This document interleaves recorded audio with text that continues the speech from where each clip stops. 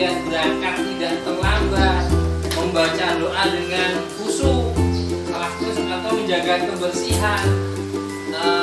Apalagi ada lagi mungkin kalian tidak boleh mengejek teman-teman. Contoh-contoh seperti itu yang nanti akan menjadikan sebuah nilai-nilai kebaikan untuk diterapkan di kelas kita dan dilaksanakan setiap hari. Paham?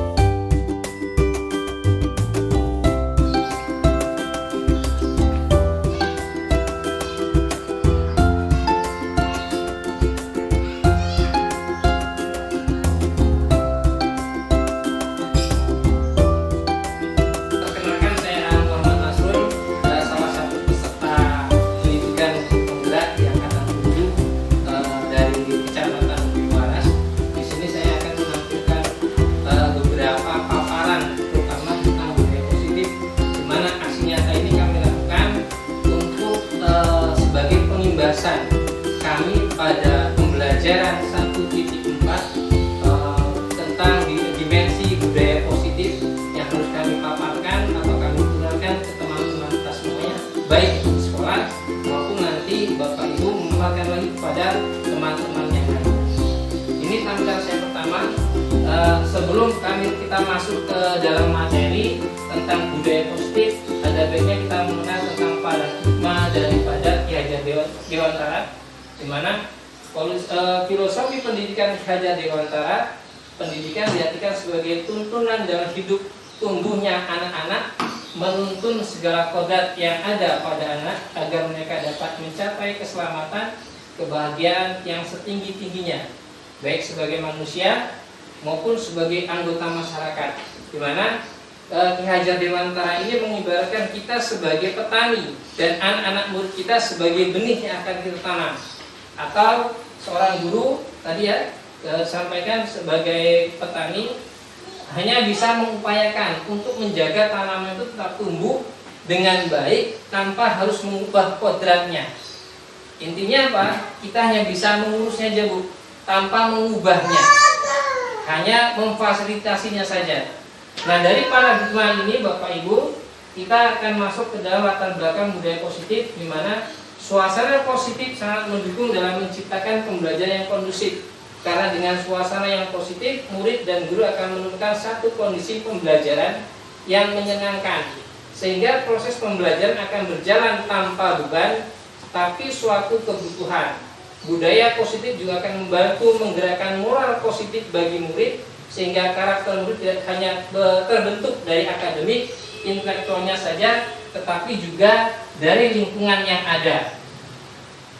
Budaya positif sendiri adalah nilai-nilai atau keyakinan-keyakinan dan kebiasaan-kebiasaan di sekolah yang berpihak pada murid agar murid dapat berkembang menjadi pribadi yang kritis, penuh hormat dan bertanggung jawab. Di sini saya tampilkan beberapa budaya positif yang biasa kita terapkan, diantaranya menjalankan 5S, kemudian menjalankan ibadah sesuai dengan profil pelajar Pancasila, dan gotong royong. Ini hanya beberapa kecil sebagai sampelnya yang sudah kita laksanakan di sekolah kita.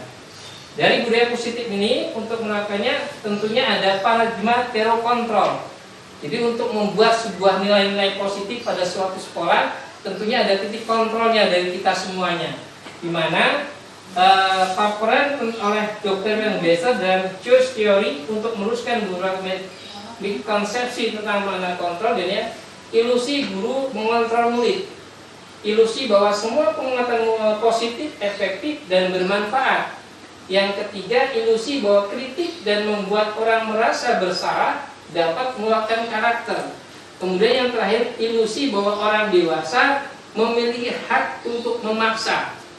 Dari teori kontrol ini, maka kita akan kenal dengan paradigma stimulus respon. Dari paradigma stimulus respon ini, nanti kita akan memiliki apa sih tentang makna disiplin tersebut. Orang akan berkata kalau disiplin itu akan berkaitan dengan tata tertib, teratur, dan kepatuhan pada peraturan. Kata disiplin juga sering dihubungkan dengan hukuman. Padahal itu sungguh berbeda, karena belajar tentang disiplin positif tidak harus dengan memberi hukuman. Justru itu adalah salah satu alternatif terakhir, dan kalau perlu tidak perlu digunakan. Itu catatan yang penting, Bu, ya. Dari makna disiplin ini, teori motivasi perilaku manusia. Nah, untuk mengembangkan budaya positif, kita harus memiliki bentuk sebuah motivasi. Salah satunya untuk menghindari ketidaknyamanan atau hukuman. Ini biasanya motivasinya secara eksternal. Jadi supaya anak itu ikut terhadap peraturan, ada istilah untuk menghindari ketidaknyamanan atau hukuman, anak mau ikut. Artinya apa? Artinya motivasi itu bersifat eksternal dari luar. Kemudian yang kedua, untuk mendapatkan imbalan atau penghargaan dari orang lain. Biasanya anak itu mau melakukan kalau ada iming-iming. Nah, itu yang disebut bentuk motivasi secara eksternal dari luar. Yang ketiga, untuk menjadi orang yang merdeka dan menghargai diri sendiri dengan nilai-nilai mereka percayai. Nah, ini yang kita harapkan sebenarnya. Jadi motivasi untuk melaksanakan budaya positif itu dari dalam, termasuk kita sebagai pengajarnya juga tersebut. Ini motivasi yang ketiga ini yang diharapkan. Baik guru maupun muridnya termotivasi dari dalam sendiri. Artinya punya nilai tanggung jawab. Saya melakukan ini memang benar-benar meyakini ini baik untuk saya. Jadi yang ketiga inilah yang diharapkan untuk kita semuanya.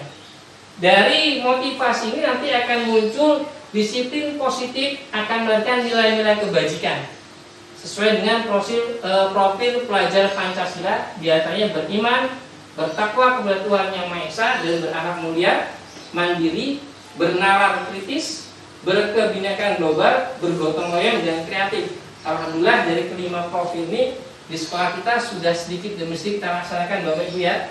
Kemudian masuk dari nilai kebajikan ini, kita akan membuat sebuah keyakinan kelas, atau kalau di semester pertama dulu kita sebut dengan kesepakatan kelas, di mana anak-anak diajak untuk membuat sebuah peraturan, meyakini bahwa peraturan tersebut baik untuk mereka, dan secara motivasi muncul dalam diri mereka untuk melakukannya. Ya, yaitu apa sih keyakinan kelas? Keyakinan kelas adalah nilai-nilai kebajikan universal yang disepakati secara tersirat dan tersurat, lepas dari latar belakang suku, negara, bahasa maupun agama. Dalam membuat keyakinan kelas ini, kita harus menjelaskan nilai-nilai kebajikan di balik peraturan tersebut dan apa tujuan utamanya, sehingga seseorang akan lebih termotivasi secara intrinsik, tadi Bu, intrinsik dari dalam. Jadi tanpa ada paksaan dari luar.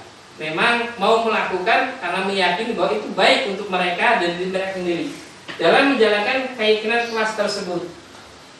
Kalau kita sudah membuat sebuah keyakinan kelas tersebut, maka untuk memahami agar dapat berjalan baik, kita harus memahami tentang 5 kebutuhan dasar manusia, di mana setiap manusia itu punya 5 dasar, dan kasih sayang, kemudian bertahan hidup, punya kebutuhan kekuasaan, pemerintah orang, kemudian kesenangan, kemudian yang terakhir kebebasan, bebas untuk melakukan apa yang ia mau. Setelah kita memahami 5 kebutuhan dasar manusia ini, maka kita akan jauh harus memahami tentang 5 posisi kontrol kita.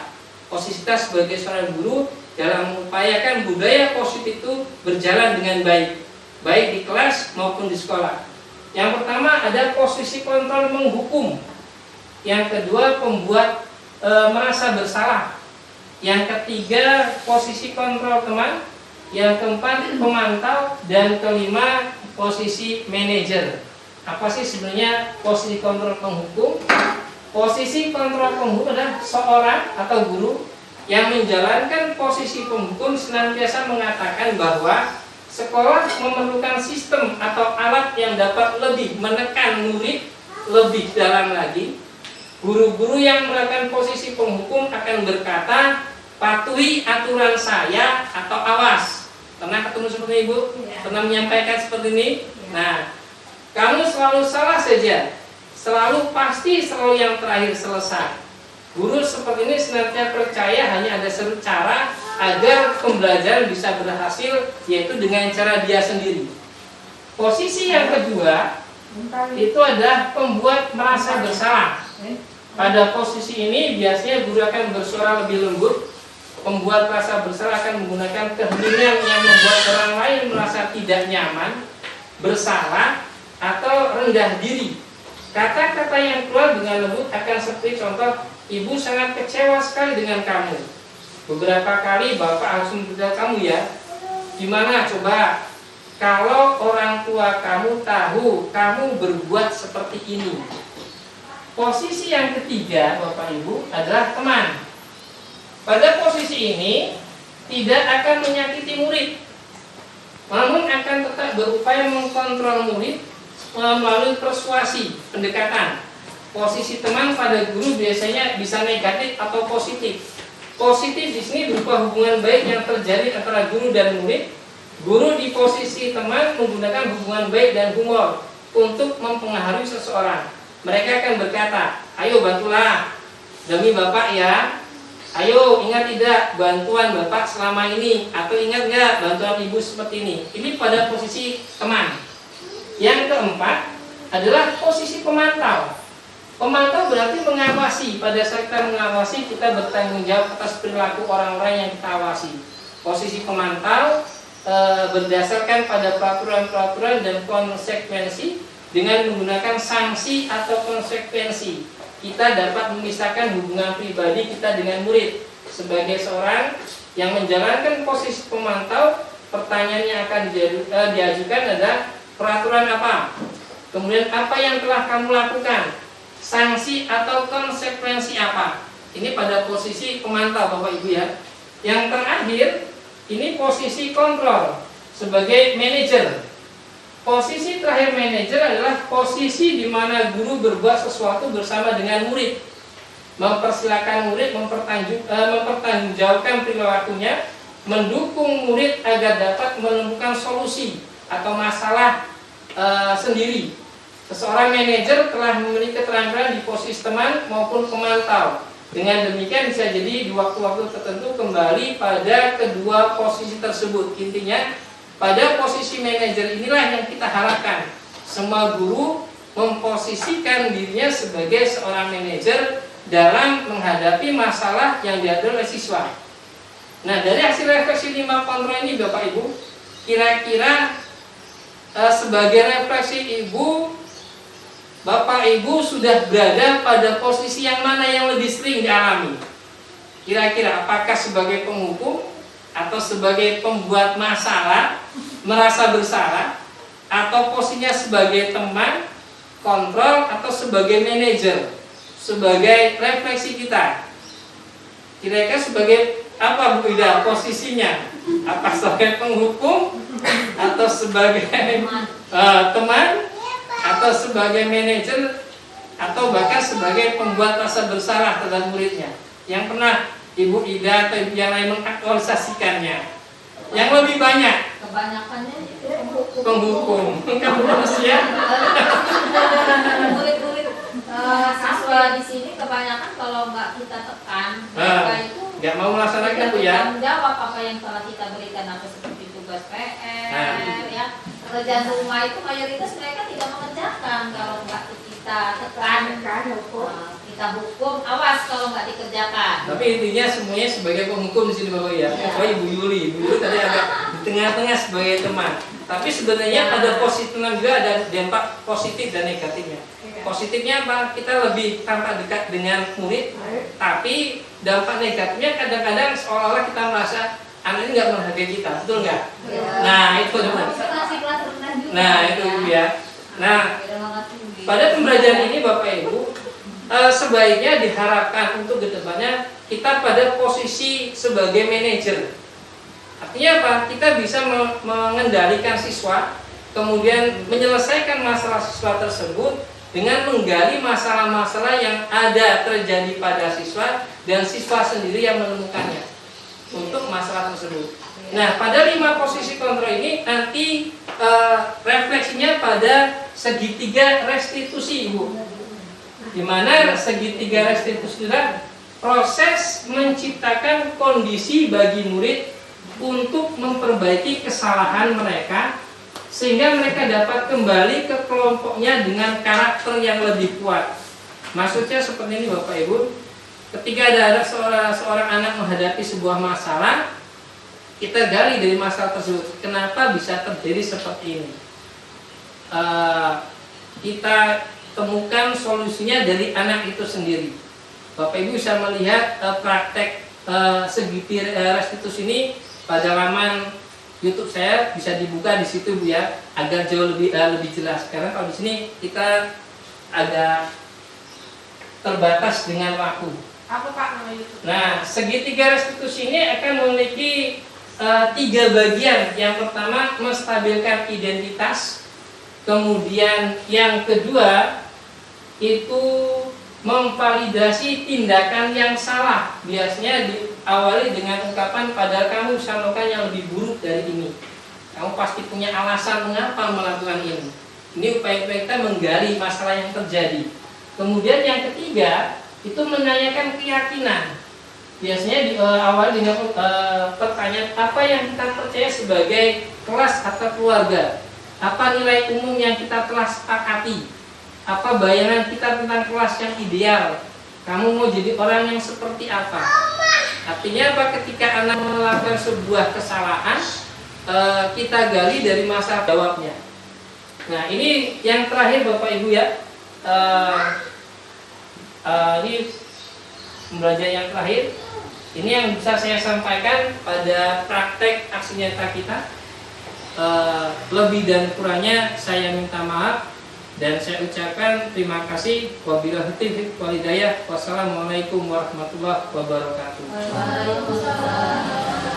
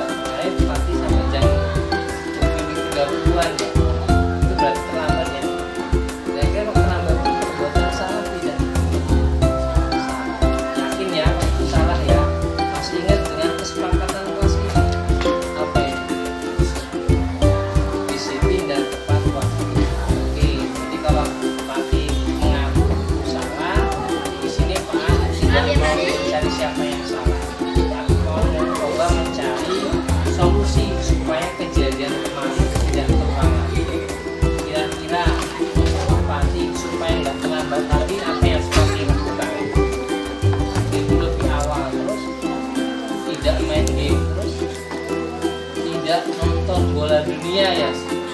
Oh, pasang alat. Oke, baik Pati. Pati sudah tahu solusinya sendiri. Biar nggak terlambat langkah-langkahnya tadi yang sudah Pati katakan tadi ya. Nah, sekarang kira-kira Kira-kira kapan Fatih mau mulainya? Hari ini. Yakin? Ya lah, baik nanti. Semoga Fatih nanti bisa jadi siswa yang lebih baik lagi, siswa yang soleh, siswa yang jadi harapan orang tua bangsa kita semua. Siap Fatih? Oke, tos dulu. Terima kasih Fatih. Ya, silakan balik kembali. Oke.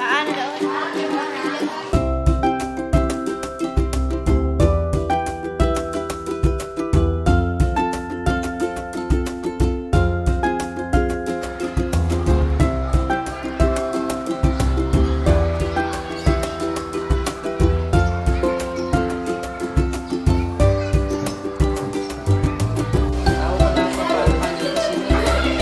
Gak tahu. Aurora kemarin pada saat pembelajarannya masa ujian kan ya, itu nggak sengaja Pak dengarkan lihat Aurora ditengok-tengok. Betul nggak? Apa yang salah? Kontek. Kira-kira kontek itu perbuatan salah atau tidak? Yakin salah ya? Aurora masih ingat keyakinan atau kesepakatan kelas yang pernah kita buat? Apa itu?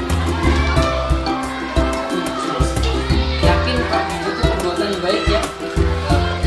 Tapi di sini Pak Al bukan mau cari siapa yang salah, tapi mau cari solusi supaya kejadian kemarin tidak terjadi kembali. Kira-kira kalau Aurora yakin itu perbuatan yang salah, solusinya apa? Supaya tidak mencontek lagi. Belajar, berdoa ya, supaya dipermudahkan. Itu triknya ya. Aurora udah tahu sendiri bahwa itu triknya supaya nggak nyontek. Saya harus belajar, saya percaya diri itu ya. Kemudian berdoa supaya dimudahkan. Oke, Aurora sudah tahu triknya. Kira-kira kapan Aurora mau mulainya? Sekarang, yakin ya? Oke, kalau begitu Aurora sudah tahu solusinya sendiri. Mudah-mudahan Aurora jadi murid yang lebih baik ke depannya, jadi murid yang soleha. Insya Allah tergapai cita-citanya, berguna bagi agama, keluarga, nusa dan bangsa. Siap Aurora? Oke, terus dulu. Oke. Ya, terima kasih Aurora. Boleh kembali lagi.